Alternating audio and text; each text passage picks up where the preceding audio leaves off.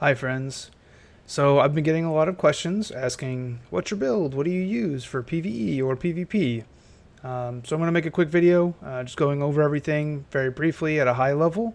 And then if we ever want like a further breakdown or anything like that in the future, happy to kind of elaborate or answer questions. But we'll start with skills because that's the easiest thing. Everybody can easily flex. For PvE, this is going to be your loadout.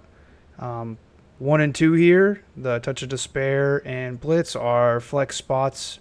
Everything else, you want to be taking all of these. Let's go over specializations real quickly. As far as bows concerned, Flash Wave, Purifying Touch, this is all we're taking out of bow. Everything else we're putting into wand. Again, this is a PvE setup, so you're focused on Janus's Rage being a flex between buffing if you're in low level content or Clay Salvation. If you're in higher level content, need more heals.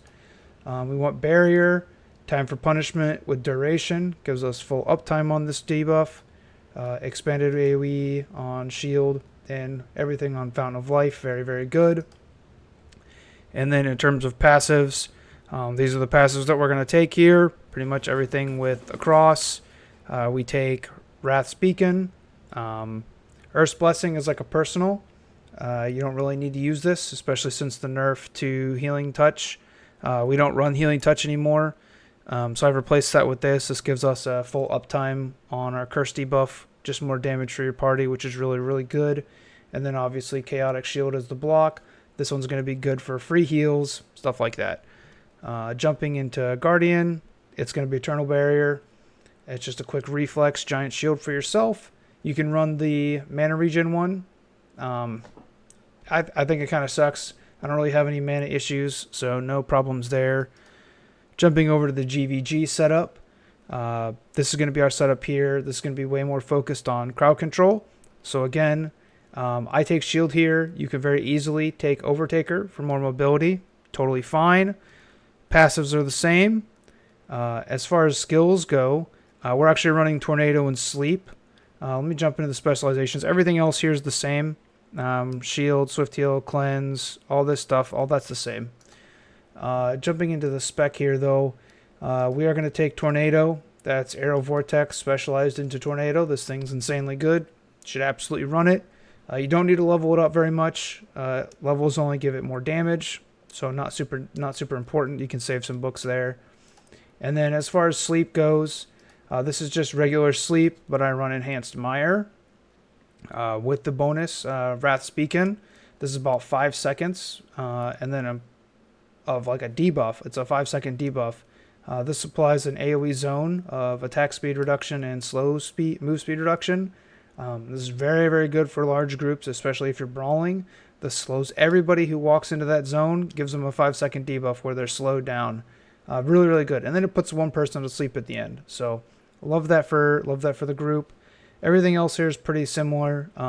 Points are super tight, so I'll go back over real quickly just so you can see. Tornado, Flash Wave, Purifying Touch. The reason we don't take Width Increase and Blind here is really just point constriction. And then obviously everyone's got to play tight to your group. Points are very limited here. You absolutely want Blessed Barrier, AoE Target Expand, and Effect Duration. This gives you like an extra 3 seconds on your buff. Very, very good to put it on your whole party, especially with healing reduction out there. This is kind of what you have to go for. As far as specializations go, if you're healing in a PvE scenario, you want to have your wand out, especially if you're just recouping and not under any threat. Wand out for sure. It's base damage. Lots of cooldown, speed, buff duration, mana regen, heavy attack chance, all this stuff is good. Extra skill heal, that's great. If you're under damage or pushing and expect to be taking damage, just swap to your bow. This just gives you extra CC resistance, skill damage reduction, resistance, extra buff duration. Just makes you a little bit tankier, which is great, especially if you're pushing into a choke. We take top all the way and then we go down the bottom here. Alright, that pretty much sums it up for skills and weapon mastery. Going to thresholds that we're looking for gear. 60 strength is really good. 30 wisdom is great. Perception at 40 is really, really good. And with the introduction of Fortitude, especially in a GvG scenario and PvE, this is not as relevant, but PvP, absolutely. 30 Fortitude is kind of a baseline requirement. Definitely take this. This also scales CC resistances. So very, very good. The 70 strength, this used to be way better, but with the introduction of Fortitude, it's not as good anymore. So if you're looking for PvE, just flex those extra points into Wisdom, Perception. Either of these is fine. You could even go Dex. Even in a PvE scenario, I don't think 70 strength is really necessary. So you can flex into here, get a little bit more crit, get a little bit more base damage. Totally fine there to spread those points. But for GvGs and for PvP, these are the thresholds that you want to hit. As far as endurances and everything like that goes, currently out of a party, just solo, I'm 12, 1k, 300. This is a little bit of runes digging in here. But in general, this is my current spread that I'm sitting at. You can see my collision resistance. We're at 660. If I swap bow, I go up to 698, so almost 700 collision resistance. In case you didn't know, collision resistance is very, very good. Stops you from getting pulled, getting knocked down, getting pushed. It also stops you from getting lifted up in the air. Although, really, tornadoes hit so frequently, you're probably going to get hit up in the air. One benefit is with the increase to, with the new change with CC immunity, a single tornado knocking you into the air will actually give you full debuff immunity. To the point where the higher your collision resistance is, the faster that immunity builds up. So I get knocked in the air from a tornado, I can already start healing while I'm still in the air before I've even started coming back down now. So collision resistance is definitely at an all-time premium now, especially for large fights. And then as far as, skill damage resistance, we're at 320 with the bow out. Drops down to 340, but that's just specialization. As far as general things, we've got a pretty much full focus on melee and ranged endurance. Now, if you're a fan of Canon, he just put out a video just maybe a day or so ago from when this will come out, talking about how melee doesn't really have to worry about getting hit because everybody's running endurance or they're running ranged and magic endurance. And so you don't really have to run hit. So if you're a healer, melee invasion might be on the table. Could be really, really helpful. I'm expecting most people to still run lots of hit, and you need a lot of melee evasion to dodge them. But, these are kind of the things when content creators put stuff out, people are going to gravitate towards them. So, and it can definitely affect the meta. So if you want to play a little bit off meta, melee evasion could be really good for healers. That's just going to be flex. Any of this gear would work for that. It all has melee endurance on it anyway, so you could easily run evasion. You'd just be missing out on some of the passive bonuses. Again, with the focus on collision resistance, we're running flame rots, primal bracers, and blessed Templar cloak. There's some better options, like newer stuff that came out in the dungeons, but this stuff's all cheap. It's all very attainable. Outside of maybe excavators. You could run the Aquarius instead, totally fine.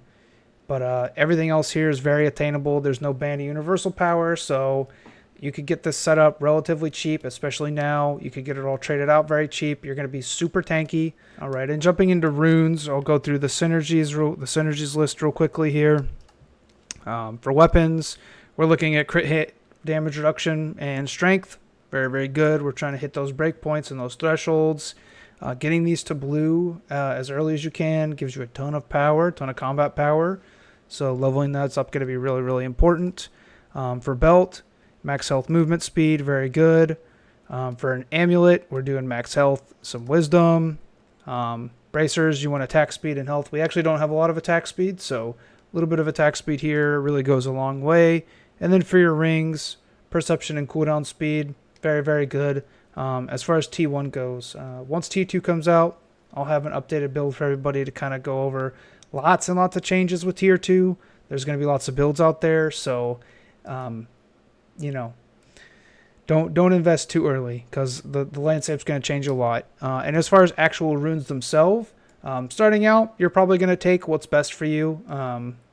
Whatever you get, you can't really control, can't really be too picky. But once you start getting some, once you start getting some flexible runes, your reds, you're going to get heavy hit chance anywhere you can get. That's going to be one of your best stats. If not, your second prio is hit chance, and then critical hit. If you're PvE only, don't worry about hit. Just go straight to crit chance and heavy hit. Those are going to be your go-tos. As far as blues across the board, we're really looking for magic endurance. This is going to be triple endurance. We get a significant portion of magic endurance just from our passive itself. If you're not sure what I'm talking about, it's going to be this one right here. Distorted Sanctuary. This is 360 endurance, all endurances when you're in a full party. Very good, very powerful. You with that plus the random passive magic endurance you get from runes, you're actually going to be really well set up to kind of take no damage from anybody. So we love that. As far as yellows, you're looking for skill heal. Flat skill heal is going to be your best here. And then filling in any collision resistance in order to meet, I would say probably 650 is a good number to hit. If you can get over 600, that's a good number to hit. That gives you pretty much full immunity from a tornado, even if somebody has high collision chance. So once you get to that 600 threshold, even higher is fine, but you can break off, start doing some skill heal. Don't worry about mana efficiency, not really worth it.